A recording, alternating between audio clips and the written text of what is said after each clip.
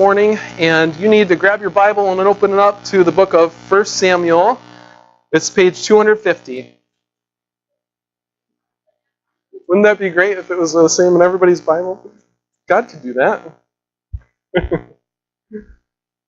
So we've been talking about patience in our waiting over the last 4 weeks or so. And we have talked about pitfalls in patience. We've talked about how in our waiting, when we have the desire of our heart still out there, or maybe we're going through hardship and it's getting hard and it's getting long, and we're waiting and we're learning to be patient, that there's pitfalls that can pull us out of our waiting and out of what God has for us prematurely. And we talked about how the sin of coveting, I think I say this wrong because they say covetousness, and Charity's like, that's not a word. Covetousness isn't a word. I don't know. So anyways, coveting, the sin of coveting, where we, in our waiting, know that this is what God has for us and what we're supposed to be waiting for. But when it gets hard to wait that long, we start to look around us, and sometimes Satan starts to drag us away in our desires, our own desires, James says, in the book of James, drag us away, and we're enticed by them, and so we can look around us and see things that we want and we covet. And Satan's trap is for us to bail out of God's plan for us, even though we're in a time of waiting for something great that God has for us, to bail out early and chase after something that's not for us because it looks good.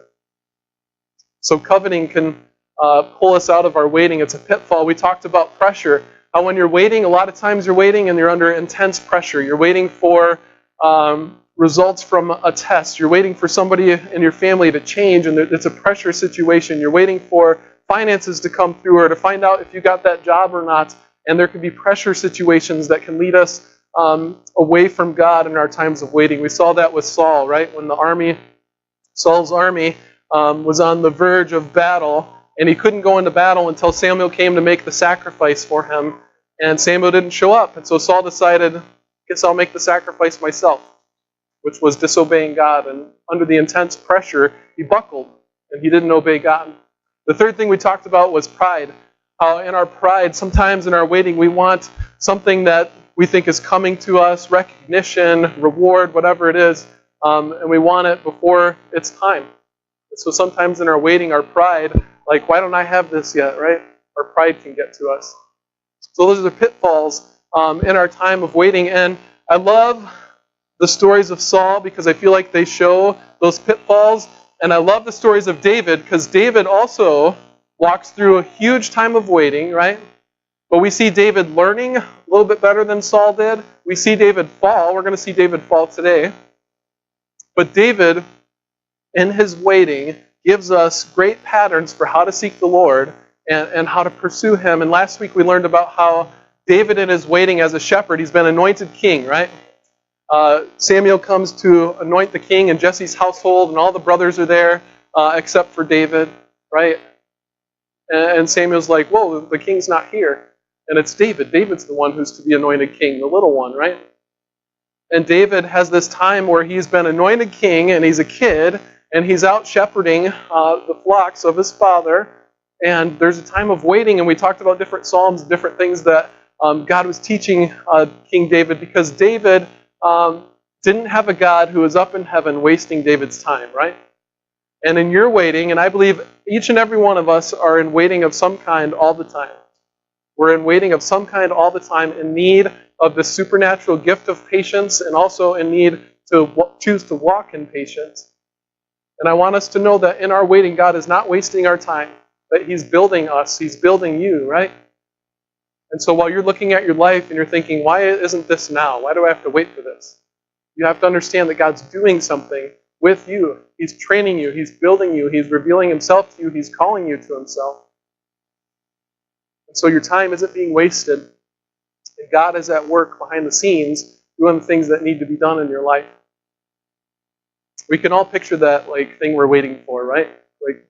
Can't you picture it? Or a time in the past when you've had that thing you're waiting for? It's not easy. It's hard. And here's King David, and he's been now not just out shepherding the sheep, but now David has gone viral, right? Because David has done something incredible, and he's gone from little shepherd boy to rock star. And he can't walk down the streets without everybody knowing who he is and shouting his name, right? Because he just went out in front of the whole Israelite army and the whole Philistine army and did what nobody else was brave enough to do. And he killed Goliath, right? And he's carrying Goliath's head around because he killed him. And David has gone from little boy who's going to be king someday to rock star that everybody knows who's going to be king. Everybody knows who he is. There's songs written about him, right? Oh, that Saul guy, he killed a few thousand, but David, he kills his tens of thousands, right? Even people who aren't a part of Israel know the song. Later, at the end of the passages we're going to look at today, there's a king that's not a part of Israel that's singing that song. Isn't this David that song was about? So this is King David, and he is now, in the story that we're going to look at today, he has gone from kid who's been anointed king to like rock star status now that he has killed Goliath, and he has been invited into Saul's palace to play music for him, so now he is in more interaction with Saul. Saul has assigned David to be in charge of part of the army, so he goes on raids with 1,000 men, and he's victorious, and the people are singing about it, and Saul is getting sick of hearing about it. And Saul is jealous, and Saul is prideful, and Saul is protective, and Saul is trying to kill King David. And so now David is on the run, and he has a new time of waiting. He was waiting as a shepherd, right? And now in this new part of his life, he's on the run, and Saul is hunting him down. And there's so many Psalms written, and there's stories in Samuel and Kings and Chronicles about this hunt. And David is on the run, and he is being hunted. And he is being hunted for 8.5 to 10 years. So that's a lot of waiting, right? 8.5 to 10 years. How can you be on the run for 8.5 to 10 years, know that you're supposed to be king, you've been anointed king, God has promised that David would be king, 8.5 to 10 years of being patient. 8.5 to 10 years of waiting under, is that not pressure? He's under pressure, right? Intense pressure. Would it not be easy to covet? To look at the throne and be like, man, it could be mine. Maybe I should just start my own country. It's taken too long to get into this Israel one, right? What about the pride? He could see Saul's faults one after another, right? Saul's a bad dude. And David could look at himself and be like, I'm so much better, right? And there's so many pitfalls waiting for David. And David, for those 8.5 to 10 years, shows us so much patience. And I want to read you a story that just shows how great his patience is. But I want to do the definition of patience first, if we could. Because I see this in David. It's the quality of tolerance and self-control which shows itself in a willingness to wait upon God and His will. The quality of tolerance, and what I see in David, for the most part, throughout these 8.5 years until we're going to show a little bit of his fall, but man, there's great self-control. And that's what this story shows us. He has great patience. He has great self-control. And here is 1 Samuel chapter 24. And it's story time, so I'm going to sit down, okay? You guys ready? 1 Samuel 24. This is a true and awesome story. Oh, I always do this to you. I get like right to the point where we're going to read it, and then I want to give you background. So picture this. David's on the run. And I want to give you like the aerial view, okay? So here's a mountain. And on this side of the mountain is King David and his 600 men. And on this side of the mountain is Saul and his huge army. And Saul is pursuing him, and it's just like a great movie, right? Like he's chasing him, and David's right on the other side of the mountain, and he's pursuing him around this mountain. So that's like the scene, okay? So Saul's onto him, but I don't know if he is going to catch him. Let's see. You guys don't remember the story of this, right? It's good stuff. Here we go. So after Saul returned from pursuing the Philistines, he was told, David is in the desert of En-Gedi. So Saul took 3,000 able young men from all Israel and set out to look for David and his men near the crags of the wild goats. Sounds like a Hobbit movie, doesn't it? The crags of the wild goats. He came to the sheep pens along the way. A cave was there, and Saul went in to relieve himself. Yep, there's potty stuff in this, guys. It's getting good. So Saul is hunting David, and he has to go potty. He couldn't wait till he got back to the palace. He came to the sheep pens along the way, verse 3 of chapter 24. A cave was there, and Saul went in to relieve himself. David and his men were far back in that same cave. This is a God thing, right? First of all, gross. It's like, have you ever worried when your kids are like playing hide and seek when people are over and a perfect spot to hide is in the shower? And like, what if one of your kids is hiding in the shower and then like a guest comes in to use the bathroom and the kids in the shower like hiding? Have you ever thought of that? I always think of that when our kids are playing hide and seek. I'm like, don't hide in the shower.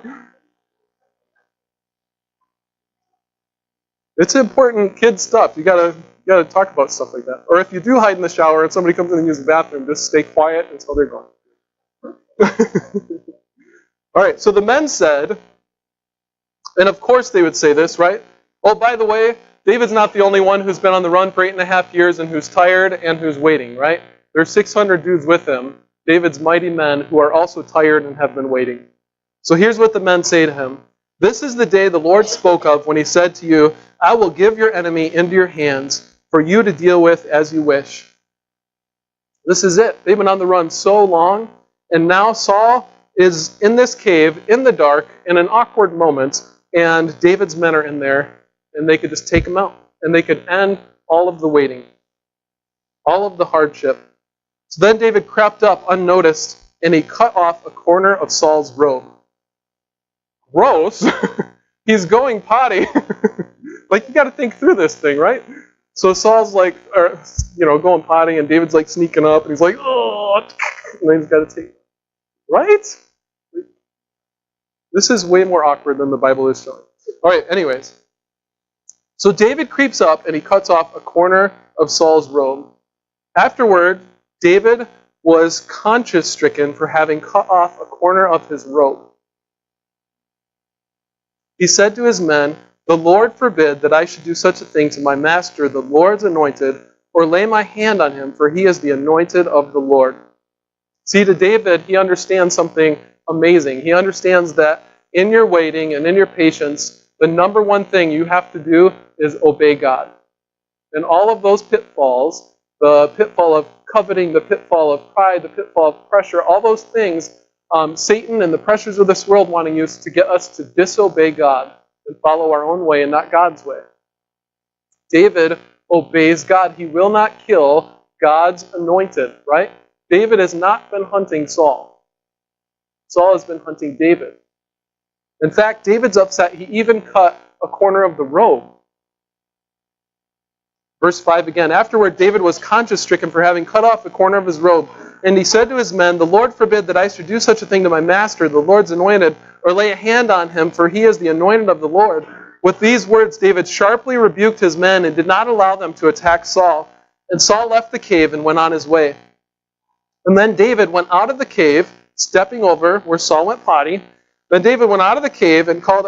The potty jokes just aren't going real far with you guys today, are they? I'm sorry. Then David went out of the cave and called out to Saul, my lord the king. When Saul looked behind him, David bowed down and prostrated himself with his face to the ground. And he said to Saul, why do you listen when men say David is bent on harming you? This day you have seen with your own eyes how the Lord delivered you into my hands in the cave.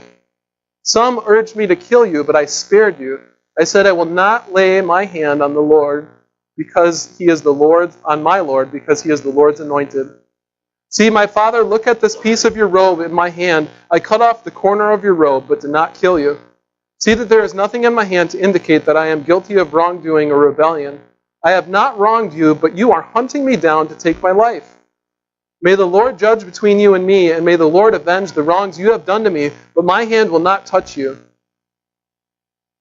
As the old saying goes, from evildoers come evil deeds, so my hand will not touch you. Against whom has the king of Israel come out? Who are you pursuing? And he's saying to Saul, hey, am I like a dog or a flea that you just keep like coming after me to kill me? May the Lord be our judge and decide between us. May he consider my cause and uphold it.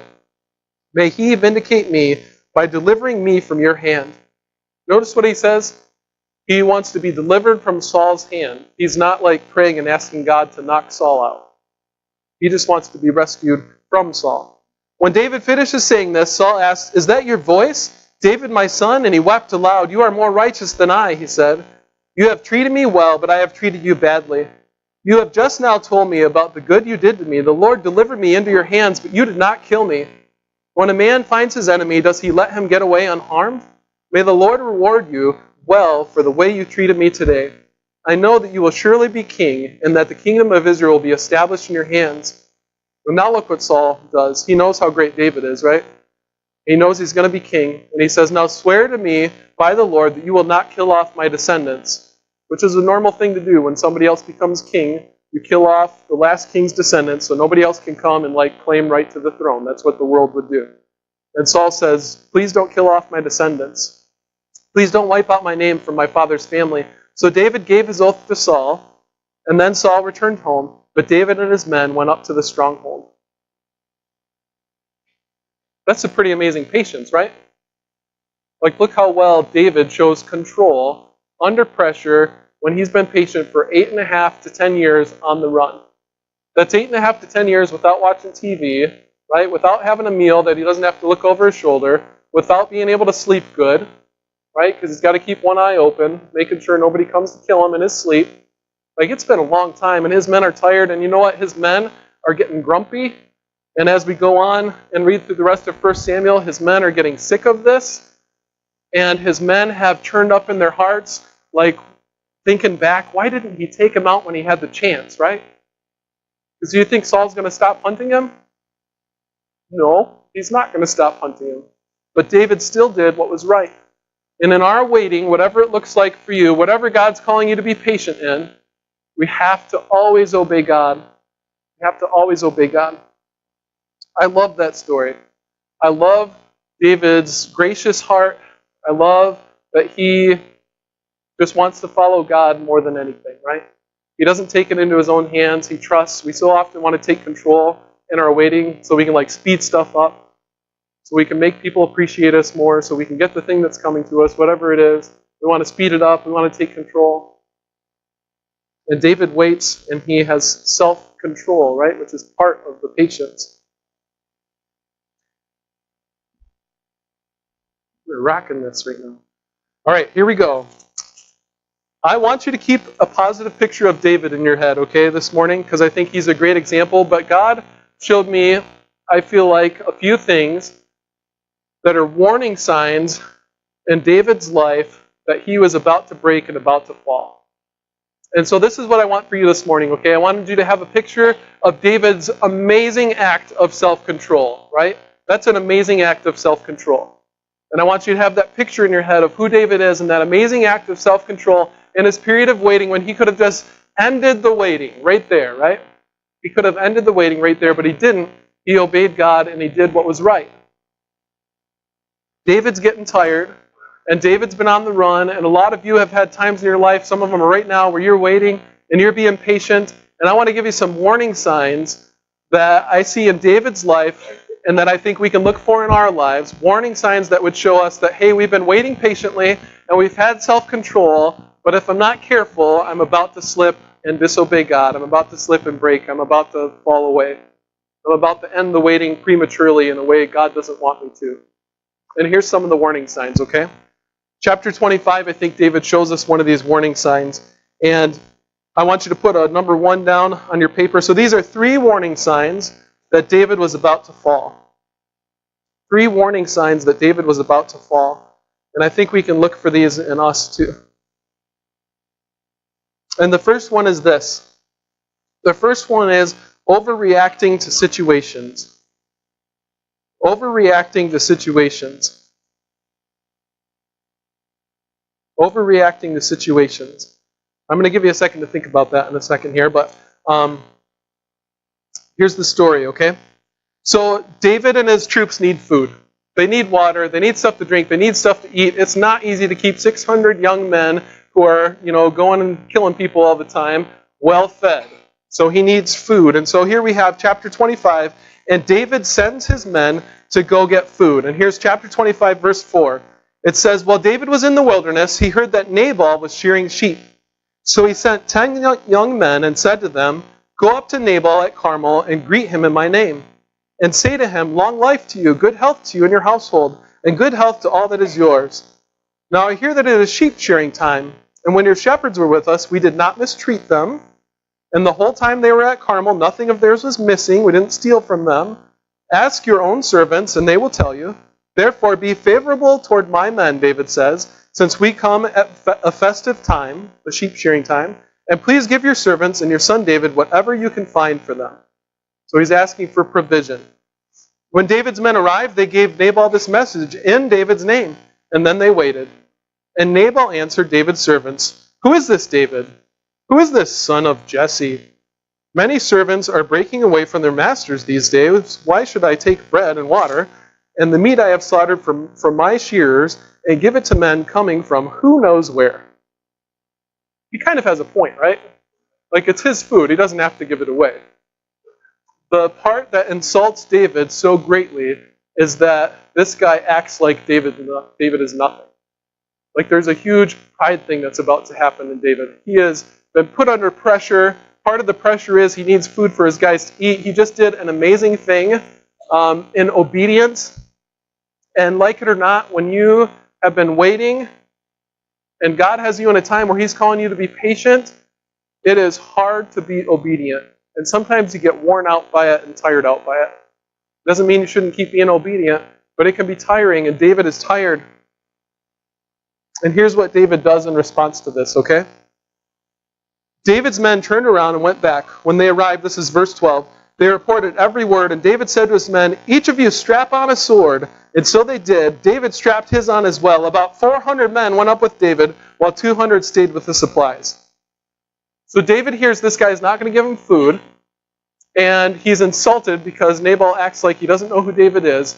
And David's response is, 400 men, strap on your swords. We're going to go wipe those guys out right now.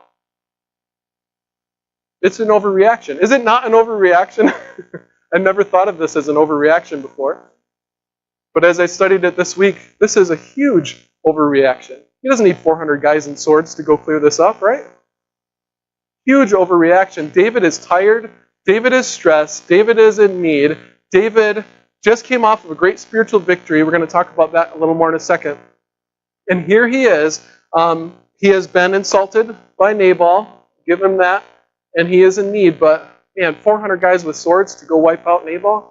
He's overreacting. And I think this is so common in those of us who are under pressure and who have been waiting and who don't know what the answer is going to be. How is this relationship going to get fixed, right? What am I going to do if the answer I'm waiting for is this and it's not what I hoped for? And this pressure can build up, and the covetousness and the pride that we've talked about and the pressure and all that kind of thing plays in. And man, when you are about to fall and when you are about to mess up, you can see overreactions in your life. And I feel like God told me this morning not just to talk about it, but to give you guys just a couple minutes to think about it, okay? So I want you to stop and think. And I want you to think not necessarily just of right now, but you could use an example from your past too, of times where you've been in waiting and where you've overreacted to something. So use that as an example from your own life. Try and think that through, and maybe think about right now too. Like right now in your life, I'm waiting for this, I'm waiting for this. God, when is this going to happen? Are there areas in your life that you're overreacting to because of it? So take a second and think about that, okay?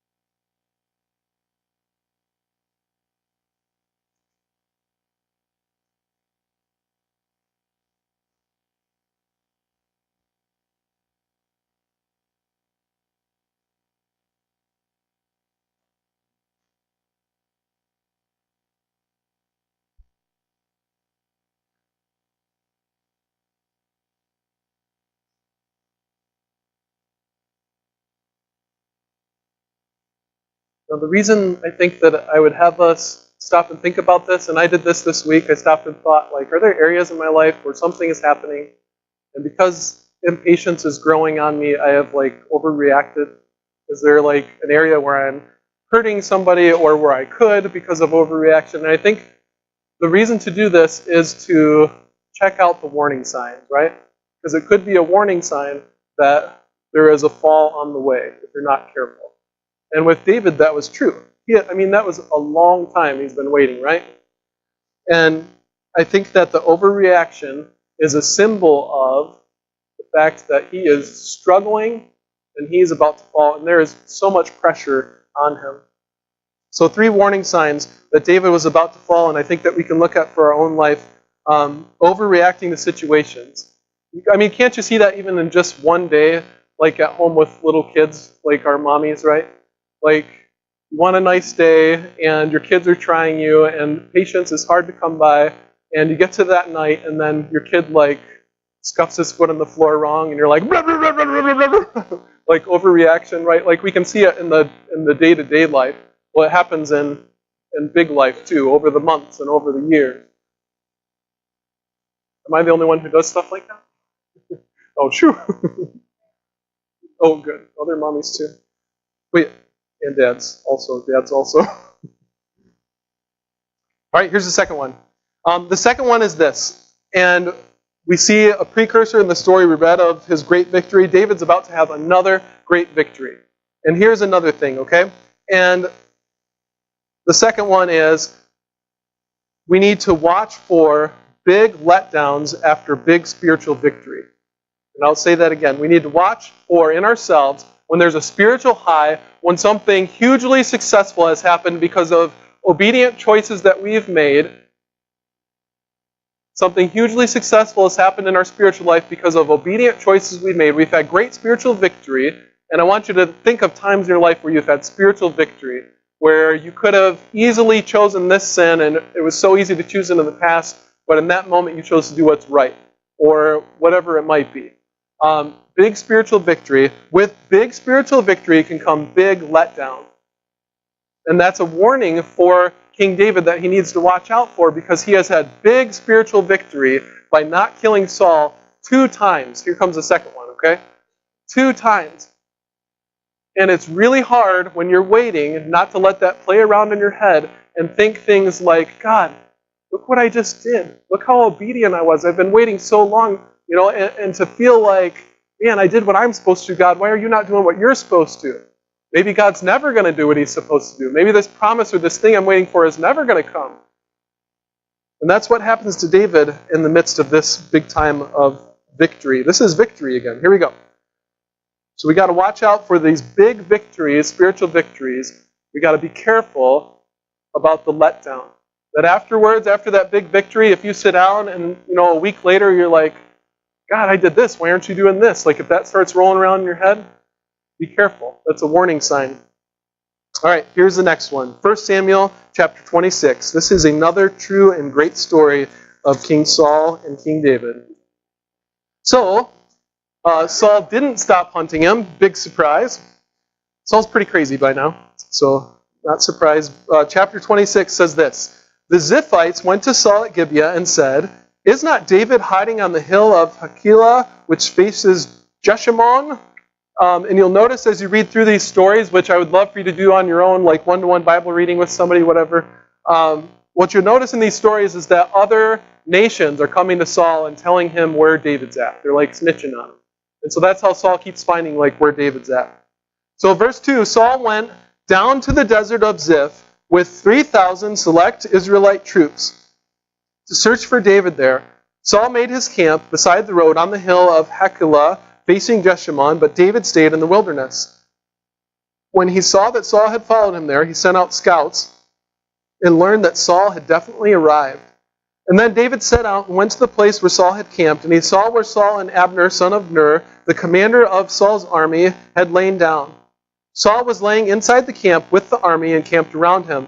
David then asked Ahimelech the Hittite and Abishai, son of Zeruiah, Joab's brother, Who will go down into the camp with me to Saul? So Saul's down in this camp, and he is sleeping. And he is surrounded by 3,000, not just dunces with metal hats on who are walking around with swords. These are 3,000 special forces troops, okay? And here's David, and he's looking down at this camp, and he's asking his guys, hey, I need a couple people to go down with me to Saul's camp. Not me, right? But these guys are braver than me. I'll go with you, said Abishai. Verse 7, So David and Abishai went to the army by night, and there was Saul lying asleep inside the camp with his spear stuck in the ground near his head and his teddy bear under his arm, and Abner and the soldiers were lying around him. Verse 8, Abishai said to David, today God has delivered your enemy into your hands. David's people keep saying, like, dude, God's putting him here for you to kill. Kill him this time. Now let me pin him to the ground with one thrust of the spear. I won't strike him twice. So Abishai's like, this is only going to take one spear through, David. It's going to be good. And by the way, this is a play on earlier in the book of Samuel when Saul tries to pin David to the wall with a spear. And so Samuel is like giving us that picture. It's a play on words. Like, well, he was going to pin you to the wall, so now let's pin him to the ground. And it's only going to take one thrust. Verse 9, but David said to Abishai, don't destroy him. Who can lay a hand on the Lord's anointed and be guiltless? As surely as the Lord lives, he said, the Lord himself will strike him, or his time will come and he will die, or he will go into battle and perish. So David gives like all these different ways that God can take care of Saul if he needs to. But the Lord forbid that I should lay a hand on the Lord's anointed. Now get the spear and the water jug that are near his head, and let's go.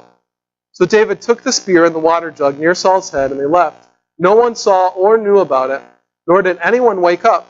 They were all sleeping because the Lord had put them into a deep sleep. Verse 13. Then David crossed over to the other side and stood on top of the hill some distance away, and there was a wide space between them, and he called out to the army and to Abner, son of Ner, that's the commander of Saul's army, aren't you going to answer me, Abner? And Abner replied, who are you who calls the king? And David said, you're a man, aren't you? And who is like you in Israel? Why didn't you guard your lord the king? Someone came to destroy your lord the king. What you have done is not good. As surely as the Lord lives, you and your men must die because you did not guard your master, the Lord's anointed. So now he's like getting after Abner? I'm gonna look it up. Yep, Abner for not protecting Saul well. Look around you. Where are the king's spear and water jug that were near his head? And Saul recognized David's voice and said, is that your voice, David, my son? And David replied, yes, it is, my lord, the king. And he added, why is my lord pursuing his servant? What have I done? And what wrong am I guilty of? Now let my lord the king listen to his servant's words. If the Lord has incited you against me, then may he accept an offering. If, however, people have done it, may they be cursed before the Lord. They have driven me today from my share in the Lord's inheritance and have said, go serve other gods.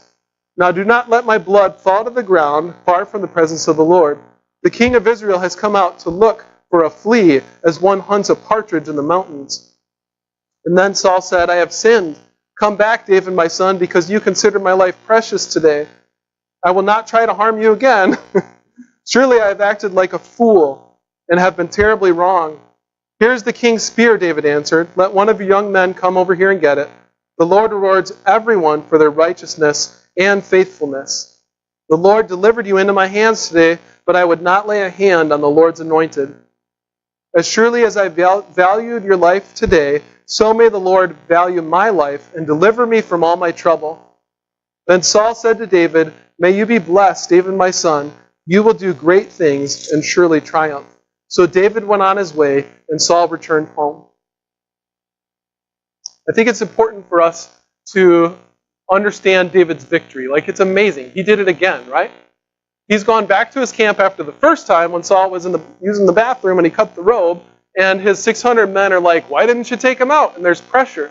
Now he has another chance to take him out, and he does the right thing again. And I love that about him. I love David's faithfulness. Can you see his loyalty? He's loyal to King Saul, right? Because of God. He's being loyal to Saul. He won't hurt Saul. And I love that about him. I love his loyalty, his bravery, right? I love his faith. He has great faith. And this is another great victory. And David is about to fall into some hard, not good times that God does not have the stamp of approval on. And I want us to understand that we have warning signs, right? There's warning signs in our waiting when we could be about to fall, and we need to be careful. And one of them is overreacting to situations. And one of them is that if we've had a big spiritual victory and stuff is going well, and we've done what God's told us, and we've seen some blessings, right? And that kind of a thing. And then we sit down and we're like, but God, I did all this for you and I was obedient. Why haven't you done this for me? When that starts rolling around in our head, we have to understand that that's a warning sign. It's very easy to fall in our waiting after a big victory. Here's the third one. The third one is this. Another warning sign that we could be about to fall in our time of waiting is that we often become our own counselor. And that's a warning sign. When we become our own counselor, we should be a little bit concerned. And I'll explain what that means. When we become our own counselor, we should be a little bit concerned. So look at what chapter 27 says. Here's this great victory. Chapter 27 starts out with this. But David, who now is off and removed from this great spiritual victory, David thought to himself, one of these days I will be destroyed by the hand of Saul. I think that's his first statement of lack of faith, like in the pursuit of Saul coming after him. Like he's been through 8.5 years of it, and Saul's been on the move, and he's had these great moral victories where he could have killed Saul, but he knew it was God's anointed, and he did what was right. And now the second time he's done it, and he has this great moral victory, and I can feel his heart. God, look what I did. Like I had the opportunity to kill him, and I obeyed again. God, why aren't you delivering me from this? And now he's kind of getting in his own head, and he's counseling himself instead of hearing from God, instead of hearing from godly people, and he's made a decision that he is not going to come out of this alive. Well, who has told him he will come out of this alive? God, right? But David thought to himself, one of these days I will be destroyed by the hand of Saul. The best thing I can do, this is chapter 27 of 1 Samuel, and then he counsels himself, the best thing I can do is escape to the land of the Philistines, and then Saul will give up searching for me anywhere in Israel, and I will slip out of his hand. It seems like a good plan, right? Like, you know the one place he won't look for me? Probably in Gath. You know where Gath is? That's a Philistine area, and that's where some pretty famous dude is from. Goliath. I think I'm going to go hide in Goliath's hometown. He's not going to look for me there, right? So David and 600 men with him, and this is really good, right? Isn't it really good to hear the whole story? We don't always do that, but it's good to be in the Bible and hear the whole story. And keep reading after we're done. You got to finish the story of Nabal and Abigail. We didn't finish that one in chapter 25, so finish that one on your own. Chapter 27, verse 2. So David and 600 men with him left and went over to Achish, son of Maok, king of Gath. David and his men settled in Gath with Achish. Each man had his family with him, and David had his 2 wives. We'll not get into that right now. Anahem of Jezreel and Abigail of Carmel, the widow of Nabal. So you got to read that to find out what happened there. When Saul was told that David had fled to Gath, he no longer searched for him. So his plan worked, right? David went to Gath, and Saul's a wimp. He's not going to Gath. Then David said to Achish, if I have found favor in your eyes, let a place be assigned to me, one of the country towns, that I may live there. Why should your servant live in the royal city with you? So on that day, Achish gave him Ziklag, and it has belonged to the kings of Judah ever since. And David lived in Philistine territory 1 year and 4 months. And we can read through this and miss the fact that this is not portrayed as a positive thing. This is portrayed as him backing out to what God has for him.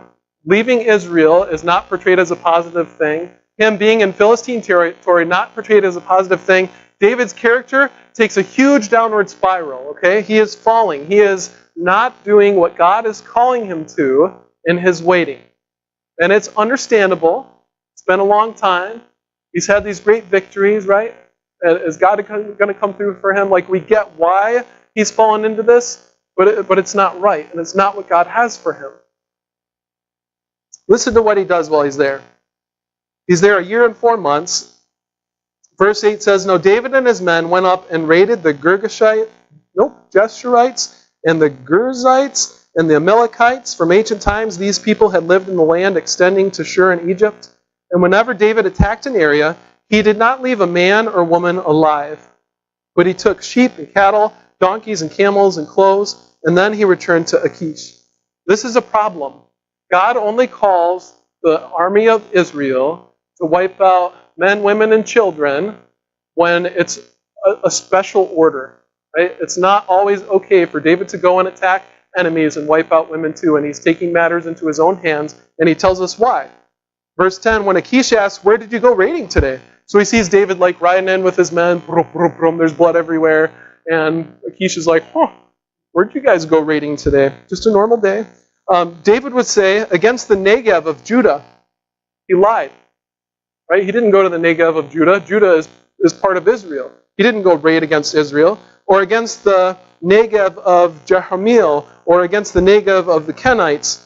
He did not leave a man or woman alive to be brought to Gath, for he thought they might inform on us and say, this is what David did. So he's killing everybody so nobody can come back to Gath and say, this is what really happened. So he's lying to Achish. He's saying, I went and attacked areas of Israel, when in fact he's been going out and attacking other areas and just slaying everybody. Achish trusted David and said to himself, he has become so obnoxious to his people, the Israelites, that he will be my servant for life. So Achish thinks he's got him. Like, man, he just goes and keeps killing his own people. I got him. And you got to keep reading on the next couple chapters there too, because that gets really good also. But I want you to know, that's his fall. That's his fall. He's going outside of God's plan. He's living in a place I don't think God called him to live. He is lying. He is deceiving. He is killing in ways that I don't think he's called to do. And the pressure of his weight has led him to this, but there's been warning signs, right? Like he freaked out on Nabal with 400 guys with swords and way overreacted. And then we get to this great spiritual victory, and he goes and he sits down and he's getting in his own head, right? And then he starts to not believe God's promises. Warning sign for every one of us. When we start questioning God's promises, there's a problem, right? Our faith is lacking. And David says, one of these days I'll be destroyed by the hand of Saul. Not true. God has promised him the throne, right? I think it's a really scary point and a huge warning sign for us when we become our own counselor. When we sit down, we think we can't trust anybody else. And now David, I think, even is kind of getting rid of what God has to say. So if you've been waiting, and you've been struggling, and you've been under pressure, and you're not sure what God has for you, or why he hasn't brought it yet, in whatever area it is, and I hope by week 5 here in all these sermons, you got your waiting areas nailed down, like God's showing you what it is you're waiting for. If you've been waiting, and you're starting to sit down, and in your Bible study time, you're not quite trusting, and in your prayer time, you're not quite trusting, and the people that you've gone to that you trust as Christians to inform you and give you good counsel, you're not going to anymore, and you got these things rolling around in your head, right? If you're becoming your own counselor, that's a warning sign that there could be a fall on the way, and we need to be careful, right? They're warning signs so that we can turn from it and not fall. Here's some great verses from the book of Proverbs about counsel. Those who trust their own insight are foolish, but anyone who walks in wisdom is safe. Those who trust their own insight are foolish. Anyone who walks in wisdom is safe. Whoever trusts his own mind, same verse, different version, whoever trusts his own mind is a fool, but he who walks in wisdom will be delivered. Warnings from the book of Proverbs. Don't trust your own insight. Don't trust your own mind. You need counsel from others. And I think this is, in this situation we're talking about, it's in times of crisis, right? In times of waiting, in times of pressure, our minds can play tricks on us, right? And Satan gets in there and puts doubts in our mind, and we've been waiting so long, we're not quite sure, which end is up, and we can't trust our own insight. We can't trust our own mind. Next one. For by wise counsel you will wage your own war, and in a multitude of counselors there is safety. By wise counsel you will wage your own war, in a multitude of counselors there is safety. When you have counsel from the Lord and His Word, when you have counsel from godly people, there's safety there, right? Without counsel, plans go awry, but in the multitude of counselors they are established. Proverbs 15:22. Where there is no counsel, the people fall, but in the multitude of counselors there is safety. Proverbs 11:14. So you see these insights from the book of Proverbs. This is written by Solomon, David's son. And you see these insights about counsel and about how we need to be careful not to trust our own insight and our own mind, but God has put His Word there for us, and He's put godly people to help us, right? To help us understand things, to help us pick through what we're going through, to bounce ideas off of, to sit down with and be honest and say, man, I don't really feel like God's going to come through on His promise. Can you help me? Right? And so if I was going to give a piece of advice for how to apply this and move forward, it would be to identify godly counselors for yourself. Godly people that you can sit down with and that you can have help you think biblically through this stuff. And we have Brad at FaithWay, right? Brad is wonderful to talk to and to meet up with, and he's a godly counselor, and God might say, go talk to Brad. I would love to talk to you. God might say, come talk to Tony, or one of our elders. God might put any person in here. Highlight them as you pray, God, who should I go to for wise counsel? If God puts somebody in your mind and in your heart, then go talk to them. If you have relatives that you trust, good Christian people that you trust, that you know will love you and tell you the truth and help you think through stuff, go talk to them. But put yourself in a position to have wise counsel. Warning signs that we're about to fall, even in great spiritual victory, right, are when we, what was the first one again? Yeah, overreacting to situations. We can spot that in ourselves easy, right? At the end of the day, when I lay down and I'm starting to fall asleep, I'm oh, why did I do that today? That was a huge overreaction. Sometimes it's not as easy. So maybe we need to ask God. Say, God, what areas of my life am I overreacting in that I need to take a look at? And is it a sign that I am pulling away from you in my hardship and my waiting? We need to be careful after big spiritual victory when we don't see the outcome we hoped for. Huge spiritual victory for David. Don't you think David hoped that his running was done now? God, 2 times I could have killed him. I did what was right. So you're going to take care of Saul now for me, right? Didn't happen yet. Uh-oh. Got to be careful. We got to be careful when we become our own counselor. I love the story of David. David, I'm going to show you a little bit more falling with David next week, and then he ends with what I think is amazing insight and amazing victory when we talk next week. A little bit more about David, but love the stories of David, love what we can learn from him, and I'm thankful that God put that in there. And I love that David is the hero, right? Between Saul and David, David is the hero, but even David's not perfect. And the Bible doesn't try to hide his imperfections. And I love that because I want to be a hero in my life, right? For my family, for every area of life I'm in, I want to be a David, but I'm pretty messed up too, And this really gives awesome hope for what God can do with us. And I love that about David. So pretty cool. All right, let's pray. God, we praise you. We love you. Identify in us the warning signs that we would not be fooled, that we would not fall away and be sitting in a place like David was in Gath and in Ziklag and doing things our own way, that we would stay with you, that we would keep pursuing you and following you. David in this story is so close to the end. He falls away so close to the end of his waiting. He's about to become king, holding on just a little more. Help us to hold on just a little longer. Some of us are so close. When we were at the men's conference, Lord, you had a prophecy spoken up front. And it was a guy who just laid out to all the guys there that things were going to happen fast, that things were going to change quick. And I just praise you for that, God, that you're working. Help us to hold out in our times of waiting longer. We don't know if it's just around the corner that we're going to see what we've been waiting and hoping for. And you're working, God, and stuff's going to happen fast. And we don't want to fall away from you right at the end of our waiting. We praise you for who you are, God, and we love you. In Christ's name we pray. Amen. Well, thank you, guys.